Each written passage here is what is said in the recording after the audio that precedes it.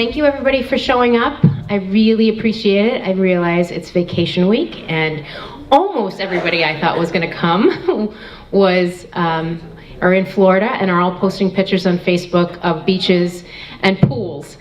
But I really appreciate all of you guys for coming. Hi, Betsy. Most of you know this, but I do have a child with regressive autism. I have 3 children who reacted to their vaccines, one of which is here in the front row there. Cassie, you can stand up if you want, or just wave. She went into convulsions within an hour of one of her vaccinations, and her doctor believed she was holding her breath for attention. I don't think a baby holds their breath for attention when they haven't been out of the arms of their mother the whole time. So unfortunately, I kept going, and they kept reacting and kept reacting and kept reacting. So I'm not anti-vaccine. I can't stand that term, actually. I think that it's a term that's made up in order to degrade and belittle people who have kids with vaccine injury. I'm pro-choice and pro-child. And I believe that we all have the right to make the decisions individually for each individual child, whether they're medically predisposed or not. This particular film is about the journey of one man who also reacted to one of his vaccinations and the journey that it took him through, particularly to mercury and thimerosal. Thimerosal is mistakenly being talked about in the media as benign and the safe mercury. I don't think there's a more dangerous conversation than saying safe mercury in the same sentence. So I think we need to really start being loud as individuals in society, as patients, and we really need to start paying attention to what's being put in our bodies and making sure that we get rid of mercury from wherever it is, including our medicine. I had written a quote, let's see if I can bring it up here quickly for you,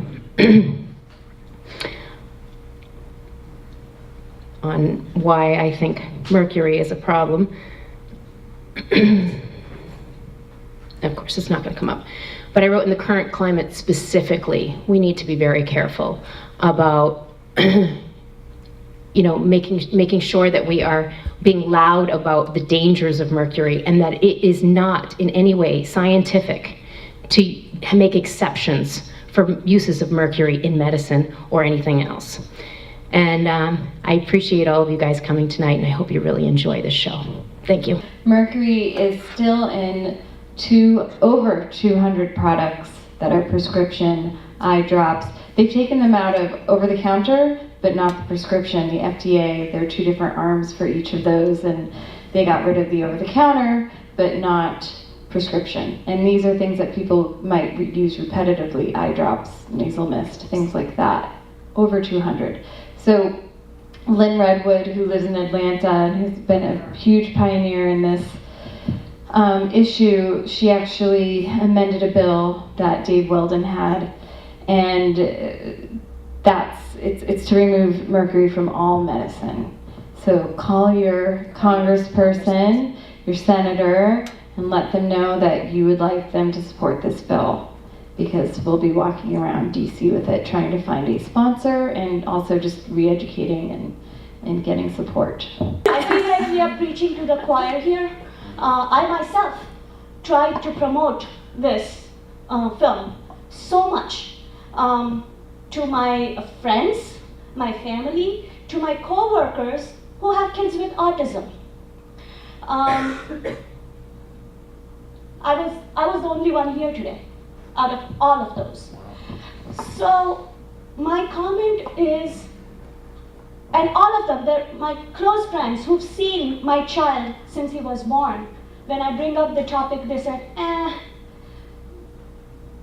it's all this conspiracy theory, the skeptics, everybody's skeptical about you people, meaning us.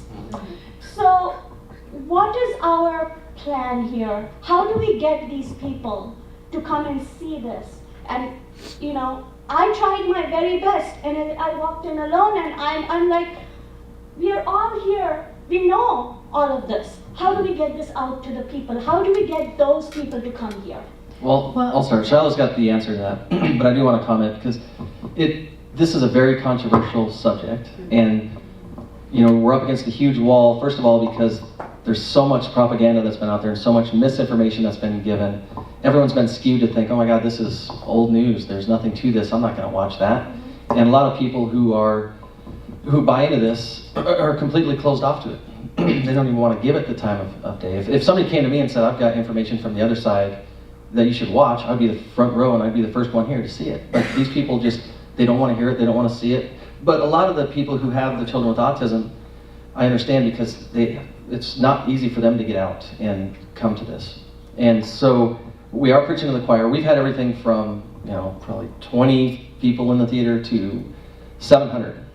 And it all depends on the area. Some areas are much more open to this than others. Some people have more, with these mandates, it's been really crazy because I think we had like 600 or so at the Crest in Sacramento. And we heard it was spring break in your community right now, Yes. too. Yeah. Which doesn't help. So it varies. I think that there has been a very good marketing job making us, and the term anti-vaccine is why it bothers me so much. It's a belittling term made to make us look crazy, and people in our community with kids are grabbing onto it with both hands. I think it's a mistake. We need to have a pro message. Whenever you start off with an anti message, you're starting off at the bottom.